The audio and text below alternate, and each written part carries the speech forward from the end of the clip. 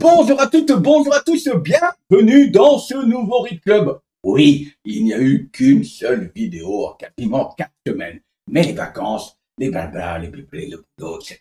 Vous connaissez. Aujourd'hui, on reprend donc avec mes achats. J'ai intitulé ça les achats du mois de mai, les bons conseils pour bien reprendre et tout doucement. Et puis, si tout se passe bien, jeudi, je vous ferai quelques reviews dans ce package parce qu'il y a des choses que j'ai déjà lu. Il y aura du comics et il y aura juste manga et BD franco-belge à la fin, un titre de chaque, vite fait, bien fait. On commence tout d'abord avec le 14e tome de Spawn Renaissance. On est là sur donc la série classique de Spawn qu'on a, nous, depuis les années 90, l'ancestrale, avec les épisodes 333 à 338. On a essentiellement au scénario du Todd McFarlane et du Rory McConville et du Carlo Barberi au dessin, J. David Ramos. Vous voyez, hop, les crédits. Alors, au dessin, ça fonctionne toujours aussi bien. On a des choses très, très, très sympathiques. Et je dois vous avouer, celui-là, je l'ai déjà lu. Eh bien, ça fait longtemps, je me suis dit, un tome simple à suivre, simple de compréhension, où on approche d'une grande guerre, celle pour le trône de l'enfer. Ça fonctionne très bien pour le coup. Ici, on est sur une couverture de Kibar, K-I-B-A-R, vous voyez. Donc, un Spawn qui, ça fait longtemps que je dis du bien de Spawn, mais pour le coup, j'avoue que ce tome-là est très, très, très bien passé, surtout simple de compréhension, pas mélangé dans tout l'univers de Spawn comme les tomes précédents des 4 séries disponibles. Vous connaissez la chanson. Ensuite, bon plan. Alors, c'est chez Carrefour Belgique. Je ne sais pas si c'est Carrefour France, mais j'ai acheté Batman Nocturne, que je préfère toujours à Batman Dark City.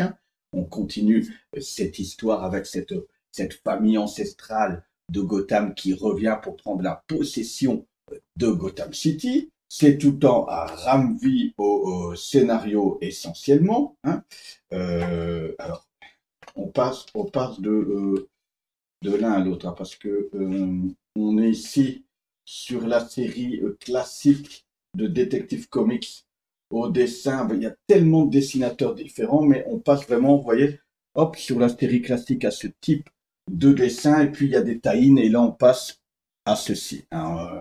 Donc ça, c'est il faut le savoir, vous voyez, on passe même sur ces deux planches, entre ici et là, je trouve qu'il y a assez de différence. En termes de contenu, en effet, on est sur du Detective Comics 1071 à 1075. Et puis, il y a les tie-ins qui sont liés à ces épisodes. Et puis, il y a les fameux Night Terrors. Moi, j'ai pas lu l'event du tout. J'ai lu les parties là. Donc, il y a du Night Terror Detective Comics 1 et 2. Donc, j'ai lu les Night Terror qui étaient dans Nightwing, qui étaient dans du Superman de mémoire, etc. Donc voilà, ça me botte plus que Dark City actuellement. Le dernier Dark City, c'était Gotham War. Je pense que je vous en ai déjà parlé d'ailleurs.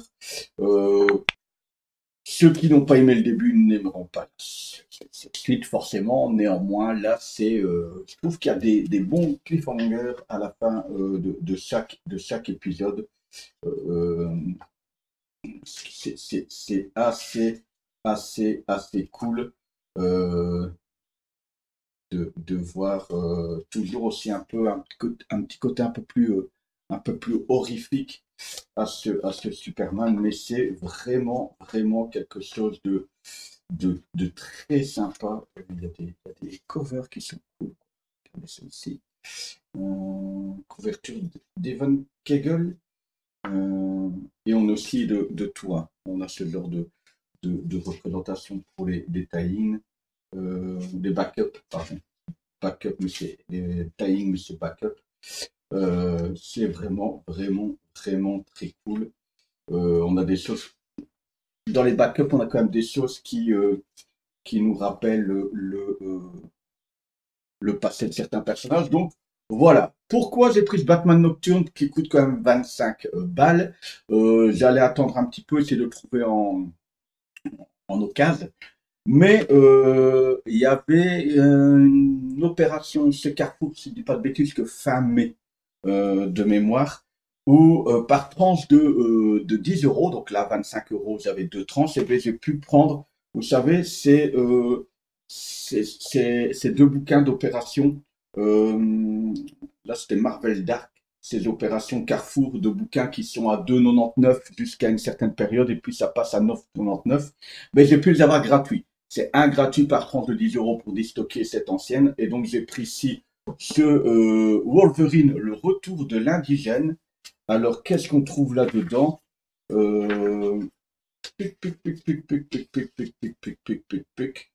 On a du Wolverine Return of the Native. C'est une série 2003, 13 à 19. Au scénario, c'est Greg Rucka et au dessin, Derek Robertson.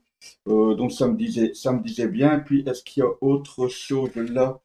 Je pense que c'est uniquement ça, parce que de temps en temps, en plein milieu, on retrouve des choses comme ça, voilà. Et j'ai pris ce Punisher intitulé Cauchemar. C'est aussi,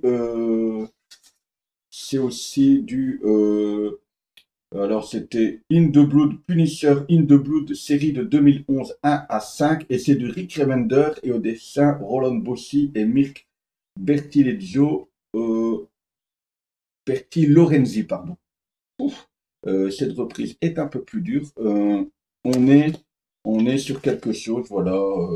Et il y a un deuxième cauchemar qui s'intitule. Donc voilà, il y a du récit. Vous savez que c'était fameuse, voilà, Cauchemar Nightmare 1 à 5. Ça date de mars 2013. Et là, il y a au scénario Scott M. Gimple et Mark Texera. Donc voilà, ça me permettra de lire du Punisher et du Wolverine. Du coup, le Wolverine, est-ce que ah oui, le retour de l'avenue, le colis et l'homme dans la fosse. Donc il y a vraiment plusieurs récits. Ben oui, là je vois. Donc de package Wolverine 41, Stuart Moore et il doit avoir quelque chose d'autre. Alors du coup un peu plus loin. Mais en tout cas voilà. C'est pour ça que je l'ai pris. Donc peut-être bon plan si ça vous intéresse. Il y avait encore quoi? Il y avait encore du Black Widow de mémoire aussi là-dedans. Donc c'est pour ça. Je me suis dit, pour 25 euros, ceci. Hop, bon plan, bon plan, bon plan, bon plan Carrefour pour le coup. Ensuite, mais vous savez, je vous en avais déjà parlé.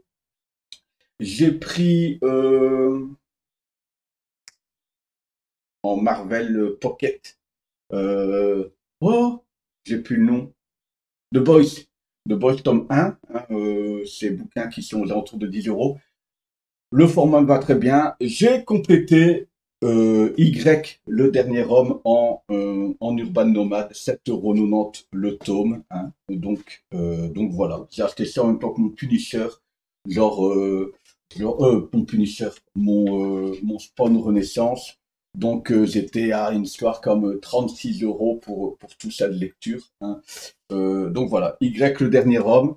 Donc c'est le fameux récit de Brianka Vaughan et de Pia Guerra, où on a Yorick et son singe qui est là, Esperluette, il y a une catastrophe. Hein. Ceux qui ne le connaissent pas, il y a une série sur Amazon, il me semble que c'est sur Amazon, ou sur Disney. Vous me direz, complétez là en dessous, en commentaire, si c'est Amazon et Disney. Ce serait peut-être même Disney pour le coup. Donc il y a une catastrophe et tous les hommes meurent, hormis un seul, Yorick et son singe Esperluette. Donc voilà, c'est assez sympathique. Moi je suis dans le tome 3, ça se lit très facilement. J'ai envie de dire, je vais me faire incendier. Euh, c'est un Walking Dead-like, mais on a remplacé tous les zombies par des femmes et on a laissé un homme, hein, puisque pourquoi je dis ça, c'est la reconstruction d'une civilisation où on a retiré tous les hommes. J'avais dit dans un format TikTok, Short, etc., que c'était une uchronie. Je me suis fait aussi allumer, mais pourtant c'était présenté comme ça. Hein. parce que un petit élément a changé et que toute la société doit changer par rapport à ça. Vous voyez, on est sur quelque chose qui colle bien au format nomade. Donc voilà, voilà. Mes décisions, vous avez d'économie un petit peu. Quoi? Tu ne lis plus d'omnibus, par exemple? Tu vantais l'omnibus? Si, si, si, si. L'omnibus, vous en parlez. Je viens de terminer Fantastic Four de John Byrne, le tome 2. Ça fait 2 mois que je suis dessus. Je pense que je pourrais même en faire une vidéo bientôt. Ma lecture la plus longue de ces dernières années. J'ai mis un temps dingue dessus. C'est lourd, hein, c'est bien lourd. Alors ça s'améliore en cours de route, hein, mais c'est bien lourd, c'est bien dense. Donc voilà. Mais ma décision, il y a eu tellement de décalage dans les omnibus et dans les plannings de Marvel, etc., que maintenant, je ne fais plus mes précommandes en début de mois comme je faisais où je mettais mon paquet. J'ai changé de stratégie un petit peu de lecture. Ça m'arrive une fois par an, une fois tous les 2 ans. Ce que je fais maintenant, c'est que j'attends de terminer. Hein, j'ai encore l'omnibus X Factor à lire. Quand j'aurai terminé, je me rachèterai un omnibus à ce moment-là. De toute façon, maintenant, ils sont assez bien réédités pour ne pas courir comme des dératés dessus. Et il faut arrêter de les mettre en vente après à 180 balles sur Vinted. Ils sont disponibles. C'est pas collector et ça ne le sera jamais. C'est pas de l'original. Hein. Alors arrêtez.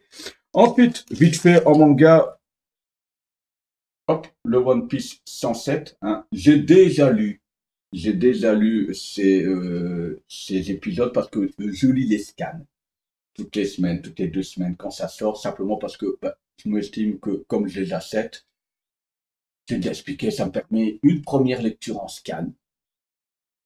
C'est plus court, plus digeste. Plus je relis ça, ça me remet à jour. Et puis je regarde les épisodes qui sortent sur Netflix. C'est toujours le même arc. Hein. Euh, L'arc Vegapunk, Edge, c'est un mal de chien à le dire, cette ville, cette île. Donc voilà, Egghead. Donc voilà, je les reprends, je les lis. C'est une des rares séries que j'ai achetées ici en manga. Vous savez que je relis un peu de manga. Voilà, parce que le comics, de temps en temps, je trouve plus. Alors voilà. Et en franco-belge, alors là, ça n'a pas changé. Je pense que je vous le dis une fois par an. C'est la série que je préfère, mais j'ai lu Franck tome 9 qui clôt un cycle. Vous voyez, il y a 9 tomes, il y a un premier cycle, hop, en 4 volumes, et puis il y a le cycle 2 en 5. C'est une histoire qui continue. C'est super, franchement, super bien écrit. C'est jeunesse, hein, clairement, mais je pense que les adultes peuvent s'y retrouver. Il y a des histoires de le pitch, hein, je le rappelle, c'est Franck qui est là, bien avec un A, normalement c'est pas une faute d'orthographe, qui est un orphelin et un jour il décide de partir à la recherche de ses parents biologiques. Il tombe dans un lac souterrain d'un ancien volcan, un lac souterrain, et il se retrouve propulsé à la préhistoire où au début il n'y a pas les voyelles. C'est pour ça qu'il n'y a pas le A à Franck, parce que tous les hommes préhistoriques parlent sans les voyelles au début. C'est facile à comprendre et vous comprenez bien que c'est la base du truc. Il y a eu un saut temporel et bien, ça va s'étoffer au fil du récit. C'est un retour vers le futur like, et je pèse bien mes mots, un vrai retour vers le futur like qui réussit avec maestria à vous dispatcher des informations, l'air de rien, et puis quand ça revient, waouh, et c'est toujours super clair. Il sort quoi? Une fois tous les ans? Voilà les tomes? Ouais, une fois tous les ans, peut-être un peu moins, j'ai pas ça en tête comme ça, les timings, mais à chaque fois qu'on retombe dedans, par exemple, j'ai lu le tome 9, j'ai pas eu besoin de relire les 8 premiers pour savoir de quoi ils étaient en train de parler, etc. Et ça, c'est très, très, très, très fort pour une œuvre qui parle, qui bien une œuvre qui parle de voyage dans le temps. C'est vraiment assez cool. J'ai hâte de la suite et j'espère qu'il y aura une fin à un moment donné. Mais là, même encore dans ce tome-là, sans vous dire, il y a un truc qui a été posé. Il y a au moins 3 tomes tirés, 3, 4 tomes. Et puis, oh punaise, c'est vrai qu'il y avait ça. Il y avait ça, et c'est pour ça que c'est comme ça. et c'est super bien écrit. Donc voilà un petit peu toutes mes lectures du moment. Donc dites-moi là dans les dernières, j'ai lu Fantastic Four. Est-ce que ça vous intéresse de savoir ma plus longue lecture de ma vie? 2 mois, 2 mois, 2 mois et demi pour un bouquin. C'est la dernière fois, d'ailleurs je l'ai commencé. On avait fait un live sur la scène de All Geek. D'ailleurs, jeudi, à mon avis, il n'y aura pas de vidéo parce que vendredi, là autour de 21 h, on est en live sur la chaîne de All Geek, hein, donc une bonne petite rentrée. Donc dites-moi, j'avais commencé à l'époque. Donc All Geek, imagine, le dernière fois qu'on a fait live, je commençais, on avait parlé des Fantastic Four. Je le commençais, je viens de le finir ici hier, hier, tout simplement.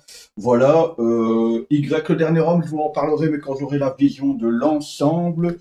One Piece, pof, pof, pof, pof, pof.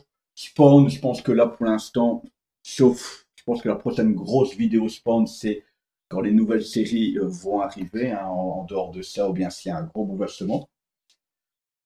Batman Nocturne, on a déjà parlé, donc voilà. Il y avait des choses là dont je ne vous avais pas parlé, Dark City, Nightwing, mais je pense que tout ça, je vous en avais touché un petit mot. Donc voilà, voilà.